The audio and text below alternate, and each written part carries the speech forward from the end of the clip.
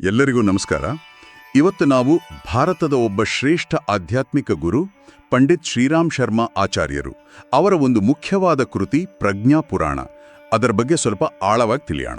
ಹೌದು, ಪ್ರಜ್ಞಾಪುರಾಣ ಅಂದ್ರೆ ಅದು ಕಥೆಗಳ ಮೂಲಕ ಆಧ್ಯಾತ್ಮಿಕ ಸತ್ಯಗಳನ್ನ ಹೇಳುವ ಒಂದು ಅದ್ಭುತ ಪುಸ್ತಕ.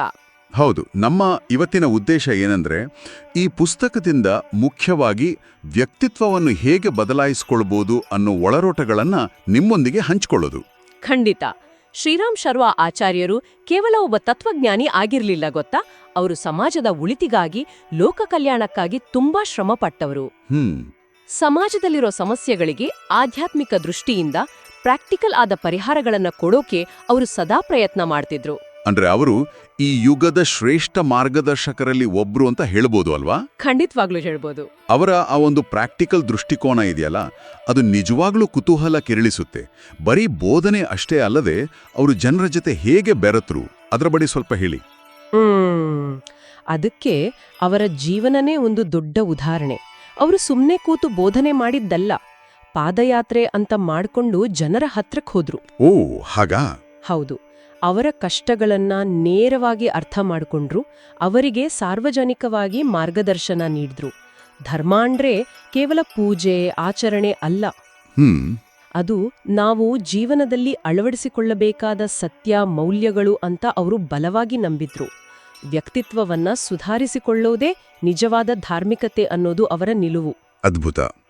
ಹಾಗಾದ್ರೆ ಪ್ರಜ್ಞಾಪುರಾಣದಲ್ಲಿ ಬರೋ ಕಥೆಗಳು ಈ ತತ್ವಗಳನ್ನ ಹೇಗೆ ನಮಗೆ ತಿಳಿಸ್ಕೊಡುತ್ತೆ?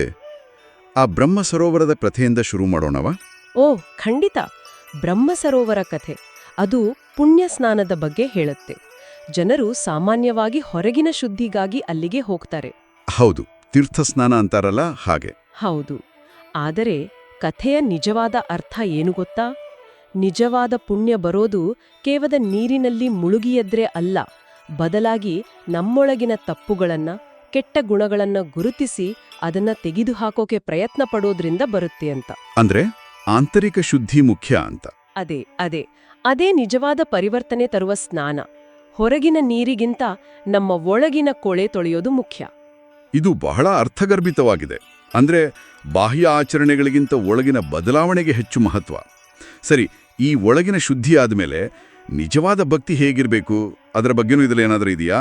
ಖಂಡಿತ ಇದೆ. ಪ್ರತಿಮಾ ಔರ್ ಪಾಂಡಾಜಿ ಅನ್ನೋ ಕಥೆ ಇದೆಯಲ್ಲ, ಅದು ಇದನ್ನೇ ಸ್ಪಷ್ಟಪಡಿಸುತ್ತೆ.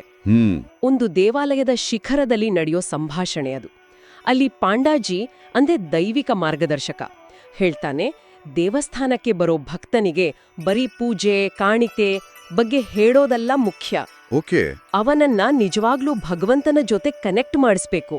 ಹಿಂದಿಯಲ್ಲಿ ಅವರು ಹೇಳೋ ಹಾಗೆ, ಭಕ್ತ ಕೋ ಭಗವಾನ್ ಸೆ ಮಿಲಾನೆ ಕಾ ಅರ್ಥ ಭಗವಾನ್ ಸೆ ಮಿಲ್ನಾ ಹಿ ತೋ ಹೈ ದೇವಿ. ವಾಹ್! ಅಂದ್ರೆ ಆಚರಣೆಗಳ ಆಚೆಗೆ ಹೃದಯದಿಂದ ದೇವರ ಜೊತೆ ಒಂದು ಸಂಬಂಧ ಬೆಳೆಸ್ಕೊಳ್ಳೋದು ಮುಖ್ಯ ಅಂತಾಯ್ತು. ಖಂಡಿತ, ಅದೇ ನಿಜವಾದ ಆಧ್ಯಾತ್ಮಿಕತೆ. ಇದು ನಿಜವಾಗ್ಲೂ ಇಂಟ್ರೆಸ್ಟಿಂಗ್ ಆಗಿದೆ. ಹಾಗಾದ್ರೆ ಬರೀ ತೋರಿಕೆಯ ಭಕ್ತಿಗಿಂತ ಪ್ರಾಮಾಣಿಕವಾದ ಅನುಭವ ಮುಖ್ಯ ಅಂತ. ಈ ಪುಸ್ತಕ ನಮ್ಮ ಲೌಕಿಕ ವಸ್ತುಗಳ ವ್ಯಾಮೋಹದ ಬಗ್ಗೆ ಏನು ಹೇಳುತ್ತೆ? ಆ ಹಾರಪಾಲ್ ಕಥೆ ಇದಕ್ಕೆ ಉದಾಹರಣೆನಾ? ಹೌದು. ಹಾರಪಾಲ್ ಕಥೆ ಲೌಕಿಕ ವಸ್ತುಗಳು ಎಷ್ಟು ಅಪ್ರಸ್ತುತ ಅಂತ ತೋರಿಸುತ್ತೆ. ಒಬ್ಬ ರಾಜ ಒಂದು ತುಂಬಾ ಬೆಲೆ ಬಾಳೋ ಹಾರ ತಗೊಂಡು ಒಬ್ಬ ತಪಸ್ವಿಗೆ ಉಡುಗೊರೆ ಕೊಡಕ್ ಬರ್ತಾನೆ.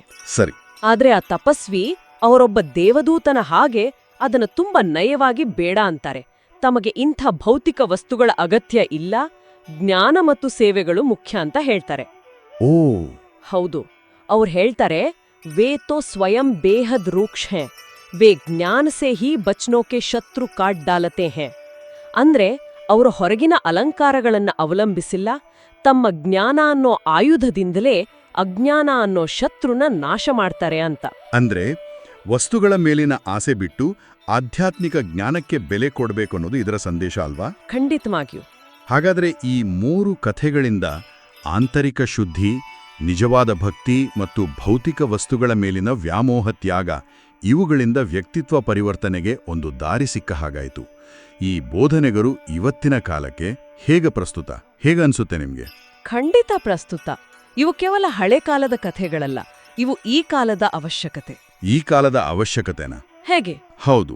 ನೋಡಿ, ಇವತ್ತು ನಾವು ಎಷ್ಟೊಂದು ಸಮಸ್ಯೆಗಳನ್ನು ಎದುರಿಸ್ತಾ ಇದ್ದೀವಿ. ಮಾನಸಿಕ ಒತ್ತಡ, ಅಶಾಂತಿ, ಸಂಬಂಧಗಳಲ್ಲಿ ಸಮಸ್ಯೆ, ಜೀವನದಲ್ಲಿ ಒಂದು ಅರ್ಥನೇ ಇಲ್ಲ ಅನ್ನೋ ಭಾವನೆ, ಇವೆಲ್ಲಕ್ಕೂ ಮೂಲ ಕಾರಣ ಏನು? ನಮ್ಮೊಳಗಿನ ಅಸಮತೋಲನ ಮತ್ತು ಈ ಭೌತಿಕ ವಸ್ತುಗಳ ಮೇಲೆ ನಾವಿಟ್ಟಿರೋ ಅತಿಯಾದ ನಂಬಿಕೆ. ಶ್ರೀರಾಮ್ ಶರ್ಮಾ ಅವರ ಬೋಧನೆಗಳು, ಈ ಪ್ರಜ್ಞಾಪುರಾಣದಂತಹ ಪುಸ್ತಕಗಳು ನಮ್ಮನ್ನ ಆತ್ಮಾವಲೋಕನ ಮಾಡಿಕೊಡೋಕೆ ಪ್ರೇರೇಪಿಸ್ತವೆ. ಹೌದು, ನಿಜ. ನಮ್ಮ ವ್ಯಕ್ತಿತ್ವವನ್ನು ಪರಿವರ್ತಿಸ್ಕೊಳ್ಳೋದು ಅಂದ್ರೆ ಏನು? ನಮ್ಮ ಯೋಚನೆ, ನಮ್ಮ ಭಾವನೆ, ನಮ್ಮ ನಡತೆಗಳನ್ನು ಸುಧಾರಿಸ್ಕೊಳ್ಳೋದು. ಹೀಗೆ ಮಾಡೋದ್ರಿಂದ ನಾವು ಒಳ್ಳೆ ವ್ಯಕ್ತಿಗಳಾಗ್ತೀವಿ. ಆ ಮೂಲಕ ಒಂದು ಒಳ್ಳೆ ಸಮಾಜ ಕಟ್ಟೋಕೆ ಸಹಾಯ ಆಗುತ್ತೆ. ನಿಜ. ಈ ಜ್ಞಾನ ಬರೀ ಪುಸ್ತಕದಲ್ಲಿ ಇರೋ ತತ್ವ ಆಗಿ ಉಳಿದೆ ನಮ್ಮ ದಿನನಿತ್ಯದ ಜೀವನದಲ್ಲಿ ಬದಲಾವಣೆ ತರೋಕೆ ಹೇಗೆ ಸಹಾಯ ಮಾಡುತ್ತೆ? ಅದಕ್ಕೆ ಇದನ್ನ ಪ್ರಾಯೋಗಿಕ ಆಧ್ಯಾತ್ಮ ಅನ್ನೋದು. ಈ ಕಥೆಗಳಿಂದ ಸಿಕ್ಕೋ ಇನ್ಸೈಟ್ ಇದೆಯಲ್ಲ, ಅದನ್ನ ನಾವು ನಮ್ಮ ನಿರ್ಧಾರಗಳಲ್ಲಿ, ನಮ್ಮ ಸಂಬಂಧಗಳಲ್ಲಿ, ದಿನನಿತ್ಯದ ಸವಾಲುಗಳನ್ನ ಎದುರಿಸುವಾಗ ಅಳವಡಿಸ್ಕೊಳ್ಬೋದು. ಇದು ಒಂದ್ ರೀತಿ ಸೆಲ್ಫ್ ಡಿಸ್ಕವರಿ ಪ್ರಯಾಣ ಇದ್ದ ಹಾಗೆ. ಇನ್ನೊಂದು ಮುಖ್ಯವಾದ ವಿಷಯ ಹೇಳ್ಬೇಕು. ಹೇಳಿ. ಈ ಅಮೂಲ್ಯವಾದ ಜ್ಞಾನ ಎಲ್ಲರಿಗೂ ತಲುಪಬೇಕು ಅನ್ನೋ ಕಾರಣಕ್ಕೆ ಪ್ರಜ್ಞಾಪುರಾಣ ಈಗ ಇಂಗ್ಲಿಷ್ ಭಾಷೆಯಲ್ಲೂ ಲಭ್ಯವಿದೆ. ಓ, ಅದು ತುಂಬಾ ಒಳ್ಳೆ ಸುದ್ದಿ.